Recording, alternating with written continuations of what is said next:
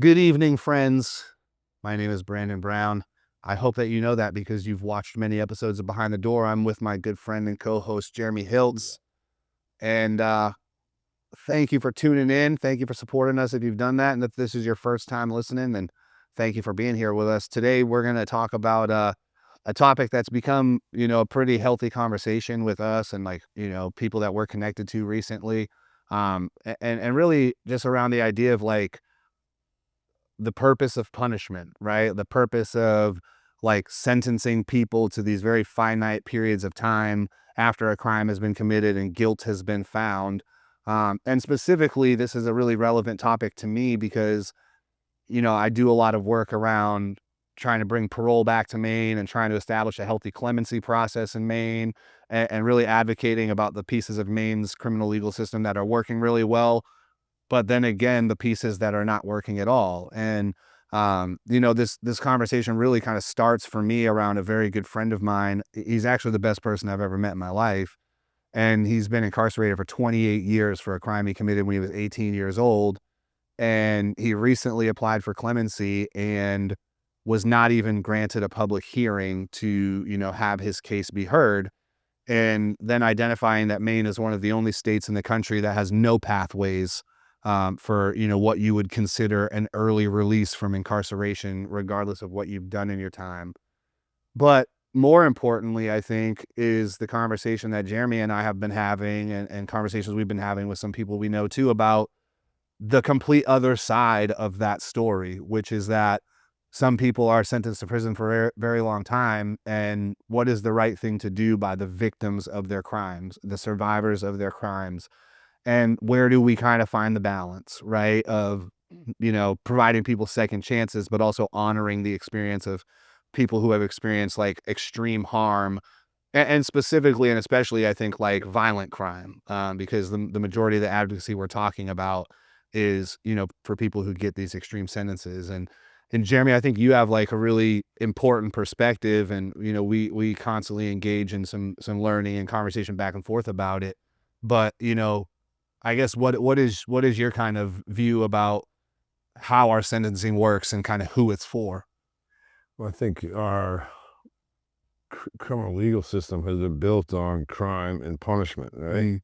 Mm. And I think we, as advocates and people that have been impacted by the system, uh, look at a lot of times like the fairness of it, right? Yeah.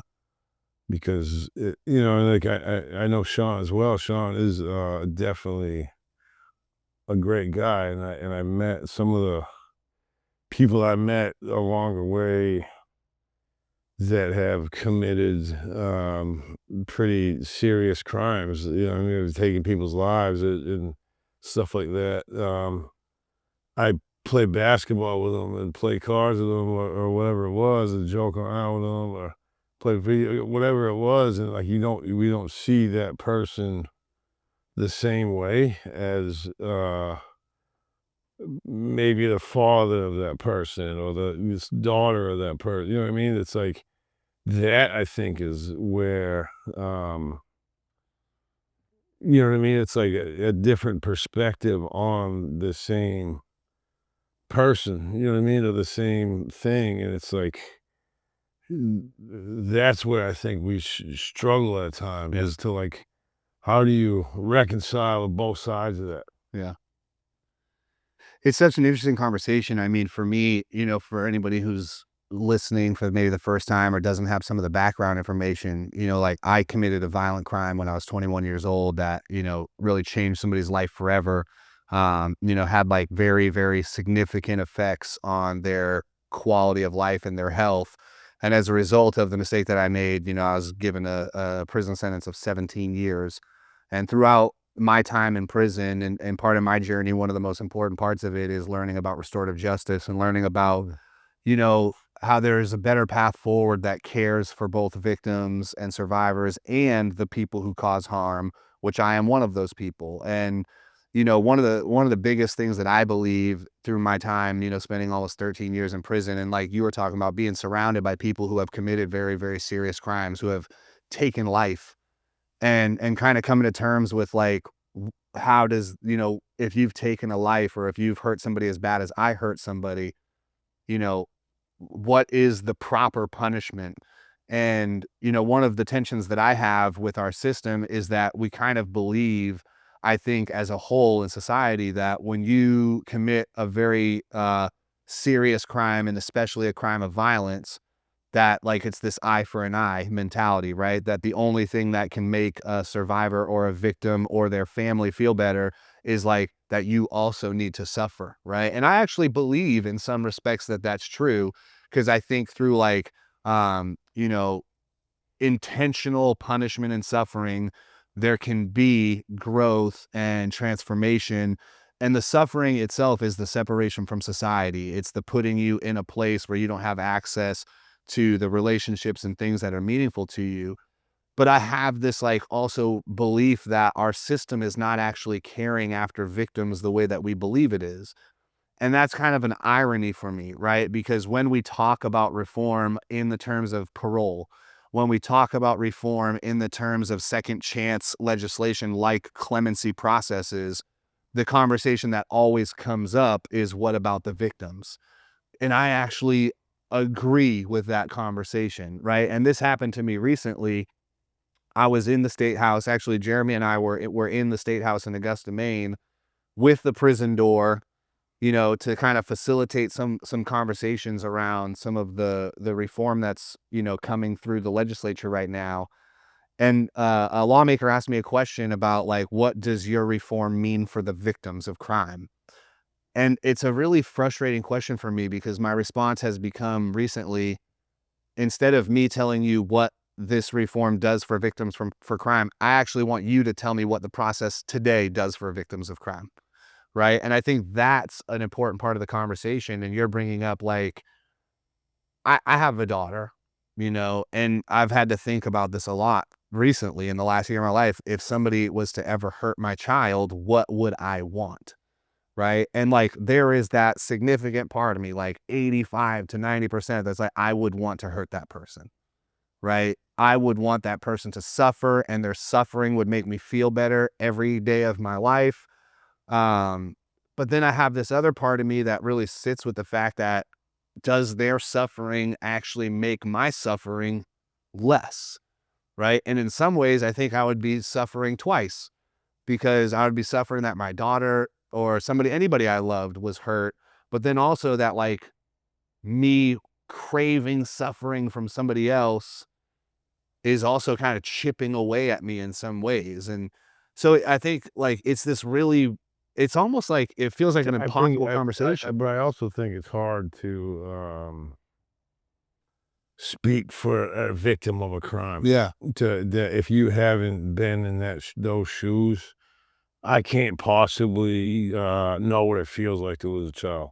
Like, to have a child taken away at the hands of another person, Mhm. right? Like, I don't know what that for a parent or a parent, anybody that I know, I've known people that have been that ultimately were murdered and stuff like that, and, what I mean? It landed you one way just knowing the person, but, like, being, it's somebody like a child,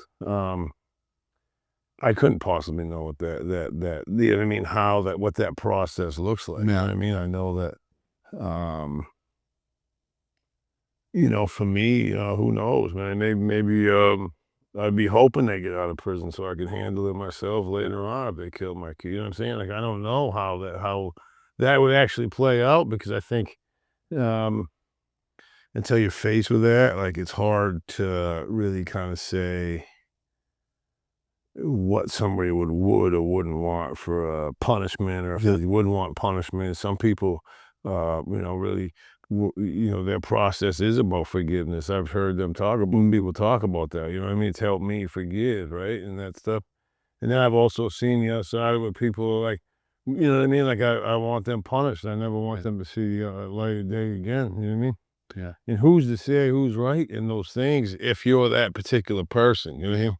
And, it's, you know, um, it's a very, complex situation because you're talking about people that you love that have committed, these crimes, right? like things, like you become close to him, like, Mhm. you know what I mean? Like Sean's, like your brother, right? Yeah, I consider 'em family. So your perspective on him is much different than potentially. I don't know the situation or the circumstances around him, but your perspective is going to be much different than a relative of that particular person, For sure, right? yeah, Or how the court system looks at it. You know what I mean? yeah. I actually was like, when I was doing time and I was out at when I was in the Supermax doing D time out there. You could only read 2 things. You could read, religious books and law books. So I used to get cases, right, from the law library. You could read everybody's appeals and the cases that they had, and it was always very, very interesting to read, like, what actually happened, and then, you would see that person later on, and it's like, Changes the way that you it see doesn't it did not but it doesn't, but it's like you can't actually connect that to those 2 things to, like, what actually happened and then the person at the front of you. yeah. They're, typically, you know what I mean, especially in terms of violent crime, right? Those things typically happen very, very fast, right? And it's like not it's a flash of time for somebody, right, in somebody's life. And, that doesn't give a whole picture of a person is what happened in this moment, right? Like, but it's also the consequence of that is that, like, people are gonna see you 2 different ways, you know what I mean? Yeah, I mean, it's a really important part of the conversation, and what you just brought up for me is, and I can't even remember the specifics of it, but I saw something on Facebook the other day that was an article about how in Chicago, statistics are showing that cognitive behavioral therapy for young people who committed violence is, bringing them to a pathway of like addressing Yeah. generational trauma and like desisting from criminal behavior and violent crime. And then I made the mistake, which I feel like I always do, of reading the comments that people had on this article. And, the comments were, what would stop crime is two-parent households or fathers who cared, Oh, or, so like better schools, or like if we just like it's stopped like allowing. just going back, talking about the problem instead of the Yeah, yeah. solution. And so it's also interesting to me because one thing that we forget to talk about, even when those topics come up, is the fact that like that child that or these children, these young people that the article is actually written about, didn't choose to grow up in a one father or a one parent household, or didn't choose to be in the foster system, and didn't choose to have somebody introduce them to drugs when they were 12, and didn't choose to be in abject poverty from the day they were born. And so like we're criminalizing things that are not choices, especially that younger people are making. And, it's such an interesting conversation to me because when I hear you talk, and you're so right about the fact that like, how can you put yourself in the shoes of somebody who has had a loved one taken from them if you haven't experienced that? It really is the question that matters the most. And in my experience doing the work that I do and the work that we do is like, all I can kind of use is the evidence that's available to me, right? And one thing that I've found, and the reason that I believe in second chances so much, is because I have met a lot of people who do occupy that position, right? A loved one was taken from them. And I've met two types of those people, right? One type that believes in forgiveness, like you said, and that's their personal journey to let go of something that is like plaguing them, right? This desire for like vengeance and violence and these things. And I've seen how healthy that response has been for them in their life. What about this? What if it's like a matter of safety? What if Yeah. somebody's terrified of somebody that they get, you know what I mean? Like their personal safety, like their, you know what I mean? Like something happened and now the person's, like I said, worried about what's going to happen to them For once they sure. get out of Yeah. prison. And I think, my take on that is that our system in a lot of ways like creates that mentality because we do operate from a purely public safety I just perspective. got to be clear about this, okay? Because what I struggle with in this conversation is that not, it's like, um, I met people like Sean, right? Mhm. That I believe have a good heart and are probably not ever going to commit a murder again, Mhm. right? But then I've been in that system with people that I know for a For fact sure. this guy gets out of prison, he's gonna sexually assault somebody, he's gonna hurt a child, or he's gonna kill a woman, or like that is the case, Yeah, right? yeah. So how do you differentiate the two things? You know what I'm saying? And it's like, how do you guess who how do we guess who that is actually gonna be? I think is like why our society struggles with this issue so much, because what if they let out the wrong person based on this set of circumstances that's gonna open the avenue to let somebody out, you know what I mean? And I think that's an important point and an interesting conversation because if we just look back in the last 2 years, we can actually talk about Well, I just wanna concrete. say this, right? I just wanna use this as an example. There was a guy recently, I've known him my whole life, right? Since we was in the old prison together, the old Thompson. That's how far back we go. That was in 19 and or late 90s, Mhm. right? Progressively, right? I saw this guy, we're doing time together and stuff. And progressively, I've seen him. He went to prison for a while. He had domestic violence issues, right? The first time he had a, the last time he went to prison, he had a like a hit list. He had his kid's mom on a hit list, right? And he gets a probation violation, goes and does time for that, right? Does that time, gets out, and he has another girlfriend, right? He, uh, I mean, he beat her mercilessly, put her in the hospital, right? He gets 7, 8 years, goes up to the prison and does his time up there, and then goes up to Bucks Harbor, gets started on this work release job, this and that, right? And then I seen him ask Stevie, man. I said that he's on social media, right? And I seen him. He's got a picture of him and this girl. He's got his arms around her like this, right? And I said, Stevie, and Stevie says, "Oh, Keith's trying to get a hold of me." Well, I said, "Listen, man." I said, "That guy is gonna kill that girl. That's his next victim on that list." And sure enough, where is he right now? He murdered her. Mhm. Like, I haven't seen him this whole time, Yeah. and I've just been watching this scenario play out. But the system knew exactly what was going on with this guy, right? Mhm. It literally cost this girl her life because, like, he progressively got worse. You know what I'm saying? It was a progressive scenario, and the whole time he was in, he probably didn't have a write-up. Yeah. He probably got out of work beats, he checked all the boxes, right? So it's like, so it's hard to go, "Okay, now how do you prove Mhm. that you're not gonna like, how do you prove that you're not gonna hurt somebody again, right?" But I guess the interesting part about that for me is that he didn't receive, any, like, Nothing. breaks, right? There's no treatment, there's So no, no, but you not know, even you beyond can't. that, like, nobody advocated for him to get clemency, nobody advocated for, like, maybe he wouldn't have been a good candidate for parole, maybe he would have, He got out on SCCP. but the point that I'm making is, like, we can't stop all the bad things from happening because even if he had been straight released, done every day for his time, that probably, based on the story you're telling, would have happened the exact same way.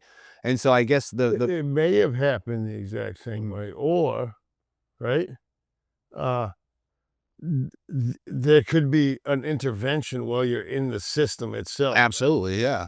Because if I see it progressively getting worse, but really what I'm trying to say is that, like, we're talking about, like, so if this particular person, say they had 30 years for Mhm, the original crime, he never woulda got a he doesn't he never woulda got a write-up that whole time. He would have been taking advantage of programs the whole time. mhm, That's how he did his thing, you know what I mean? He would take advantage of and he would do it flawlessly. mhm. You see what I mean? But, like, eventually, he's going to get back out and do that same thing, to your point, right? But I think the point that I'm making is like because this is I think in a lot of ways this is what you're expressing as a concern is the concern that we face. It's like it is the hardest hump to get over, right? Is like when we talk about these extremely unique situations where we can say and like the sad part he's not the only case, right? We He's actually not as actually we have a couple other cases where people were sent to prison for domestic violence and these type of things, and they came home and they killed somebody, right? They killed the girl they were with, or they killed somebody that from their past or whatever. And it's like really easy sometimes to say that's what we're preventing, but then we forget the opposite side of that coin, which is in my opinion at least, those stories are the minority. But I also want to say that the reason that I believe we need in this state, and like it should be in every state, clemency, parole, and different pathways to encourage people to transform their lives so that they don't have to languish in prison for 30 years, is if you have at the beginning of your sentence some hope. Like for me, I was doing 17 years, and that felt like a lifetime when I was When sentenced there's some people that aren't going to change no matter what. that don't matter Of how. course, Yeah, yeah. but we can't believe that we have to punish the people that are transformable I'm and not do saying have. I don't actually believe that people like, I don't want you to get the impression that people should stay in prison that have reformed their life. Yeah. What I'm talking about is how do you How do you measure it? understand that? Yeah. You know what I'm saying? How do you understand that this person is there and that when the victim of the crime that they committed, right, is like is like feels okay, like feels safe about that Yeah. situation too. You know what I mean? Well, I think that's it does feel like the more we talk about it, like a really difficult conversation. And I think it's important because these are conversations we have to have with people with power too, right? Who bring up the same points. And I just use like myself as an example and then come back to my friend Sean is when I was sentenced, right? My sentence was 27 years, all but 17. And the family of my victim was saying, that's not enough. We want him to go away for life, right? When I was applying for clemency, my victim actually wrote a letter to the governor saying, you should let him out because he's transformed his life. He's reformed himself. He's done all these things. And, I have forgiven him and these things. And even still, the system did not correct it, even though the victim expressed that sentiment, right? But then on top of that, his family was the opposite, right? They did not agree with him. They said, not only should you not let him out early, you should never let him out at all. I came home 3 years ago, and although I'm not a person that has like a big ego, and I really don't think so highly of myself in general, I know one thing for sure that I contribute to my community in a positive way, despite the fact that my victim's family and probably a lot of people in society thought I should never come home because of the violent crime that I committed And at this is 21. and what you're saying right now is for us, right? As a person that's like if you have been convicted of that crime, it's like like understanding that there are going to be two opposing views of you as a person, right? Or like of your behavior, right? Like so you get we like in that process of like let's say clemency and stuff like that, you like it feels like you have to remove the emotion Mhm. from and look at the two views from Yeah. both sides of it, right? Because the question you asked me at the beginning was about the criminal legal system, and the Mhm. criminal legal system, despite our best efforts, is strictly about crime and punishment. Punishment. They want to punish people, and that's what it is, right? And like we are advocating in a lot of ways, and we're chipping it down. But I do believe that it's about punishment, Mhm. right? And so the state, we are also looking at the sentence itself from two different perspectives. For sure. Yeah. Prosecutors trying to punish you, right? Yeah. And the prosecutor's trying to find a way to maximize the punishment because we believe in a society that believes in punishment, that that's the only thing that will make us feel better, right? Is if 100%. this So person like is punished as so much as possible. the prosecutor, it's what do you choose to prosecute? Is this, this is an elected official, right? Mhm. So what this person chooses to prosecute is important to their career, Yeah. right? How they choose to deal with things is important to their career. So you cannot be in our society and not people are going to want punishment, Mhm. right? Like the victims of crimes are going to want punishment, right? Like you were saying, like to your point, your victim's family is going lock them up, right? Yeah, because that And people always some see the things house. in our society that our society is going to want prosecuted, and typically murder and these types of things are going to be the things that they are going to hold their hat on Mhm. because they become so high profile Yeah. and the damage is so extensive, you know what I mean? And I guess my take on it is like because complete like hearing you and agreeing in a lot of ways that we live in a world that centers punishment as resolution. and that we believe that punishment is the only thing that will make us feel better. But what that also does sometimes is discounts like research and science and all these things that have like recently come about. And so, like, to use my friend Sean as an example, when he was 18, he committed a robbery, and part of the robbery resulted in somebody's life being taken, right? And he was sentenced to 40 something years at the age of, like basically 18 was when he was arrested, and he was sentenced at 20, but he was incarcerated from 18 to 20 and then started his 40-year sentence. And he's been incarcerated for 28 years, right? And he's never had a write up. Is about to finish his master's degree. He actually is part of a revolutionary policy in the Maine Department of Corrections that allows people in prison to work full time, 40 hours a week, remote jobs. So he makes a livable wage, makes good money from his prison cell, and he lives in a unit that is completely self-sustaining and self-governing by the prisoners themselves. And so we've created this reality where he's been able to display that not only is he not the person he was at 18 when he committed the crime, but he's actually currently a functioning member of society who's paying taxes and doing all these things and participating in programs that are like helping the community and society and keeping youth out of making the mistakes that he made. But like, he is still going to be in prison for another decade. And to me, I guess I'm just trying to figure out why. And what I come back to in this conversation is the reason he's going to stay in prison for the next 10 years is because of the victims of the crime, right? The people who are family members and the community around the life that he took.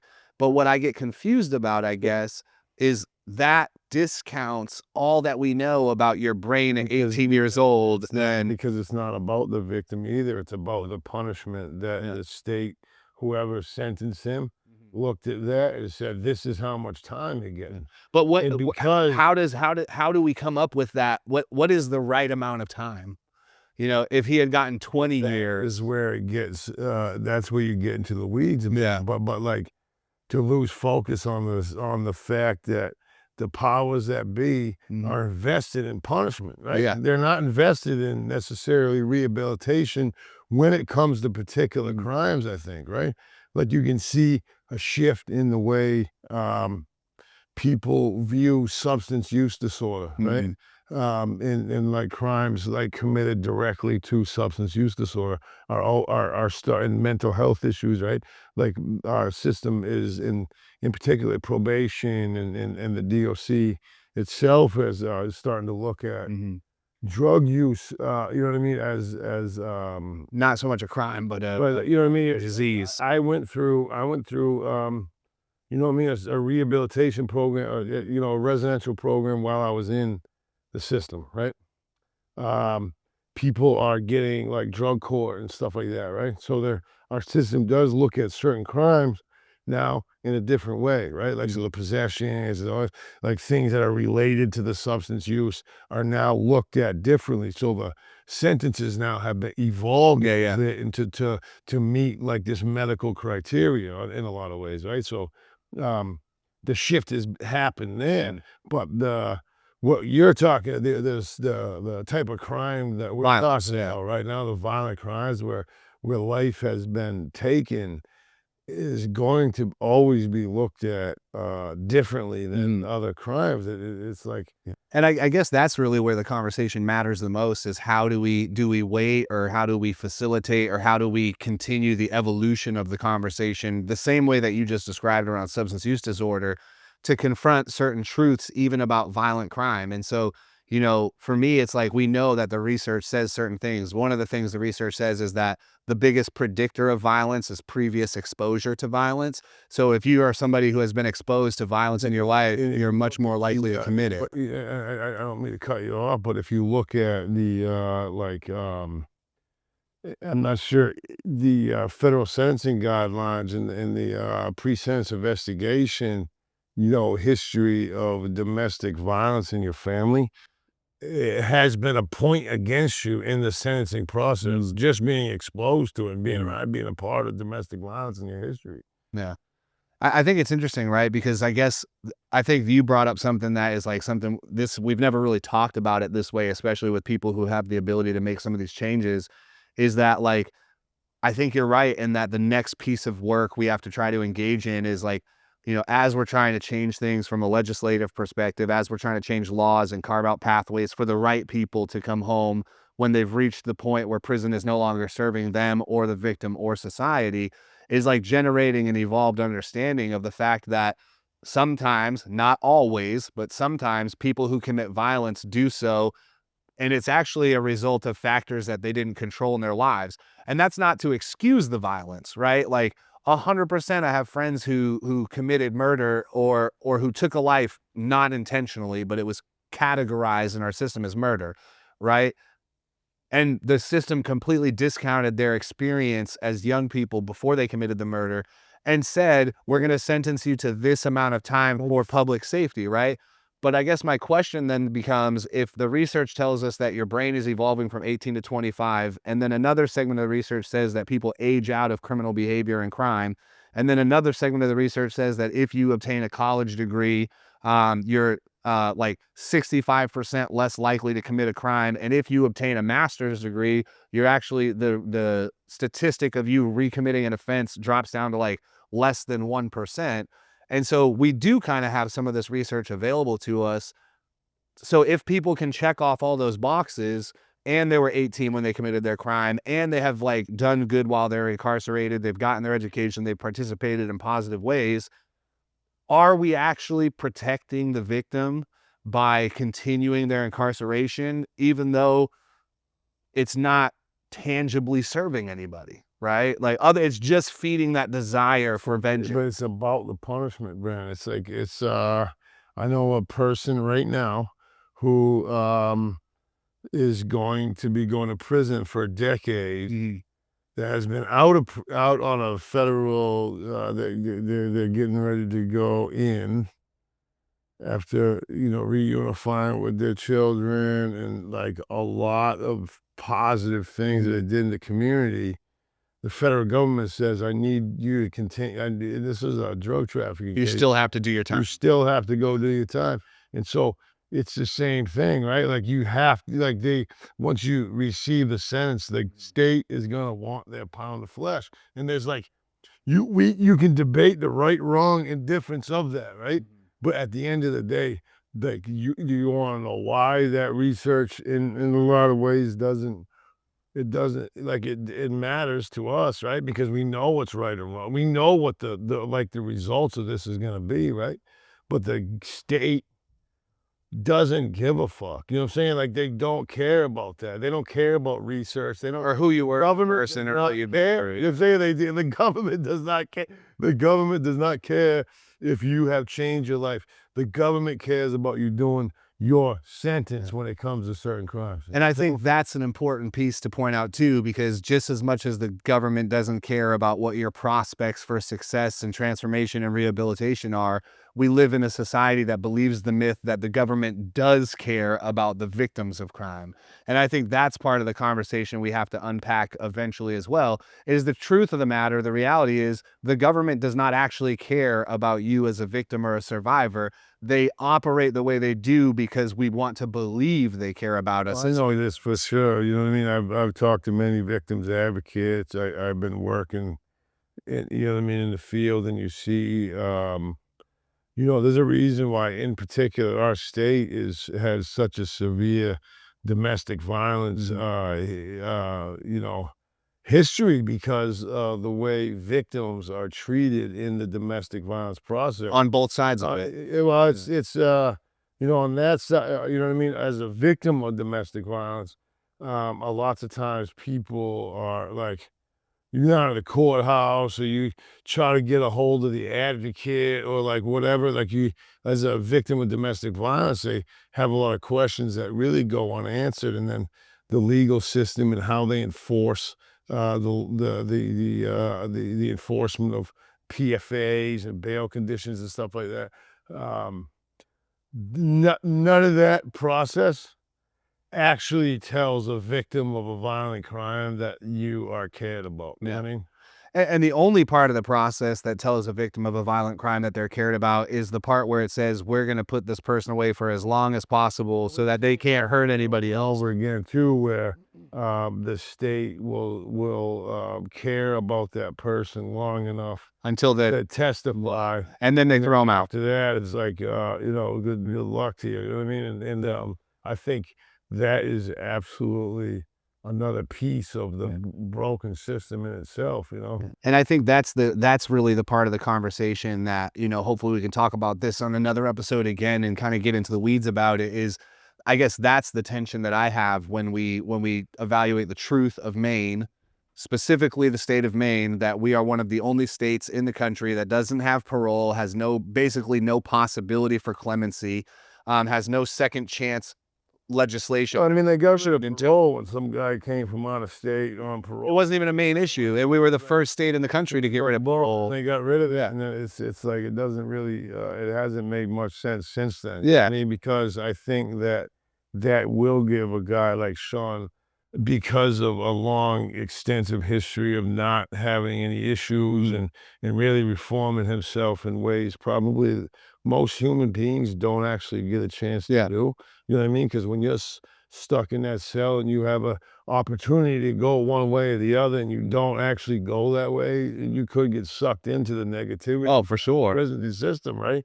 And like guys that he has been doing time with for a long time, you know what I mean, have come and gone. You know what I mean? It's like he has continued to do a good job, and despite and can continue a positive attitude despite looking at going in when you're 18 and coming out when you're almost 60 years old is not probably an easy thing to like.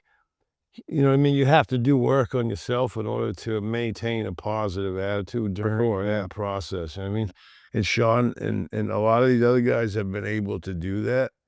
And like you were saying, it's like, you're living in an environment while you're in that has no supervision, none of this, there's knives laying around and stuff like that, and there's no problems, and it like really shows that this particular person, it's what I was saying to me, like, how do you determine that? Yeah. Well, you determine that through a process, and I think if the state invests resources into finding out truly who it is by providing mental health treatment and, you know what I mean, kind of digging in and making sure people are getting healed up from that trauma and stuff as they're there, people will have a chance to come home. But like, Investing in a way to track progress and measure progress while they're in the system. what opportunities, and you can't hide, if you're like have this pathology to as a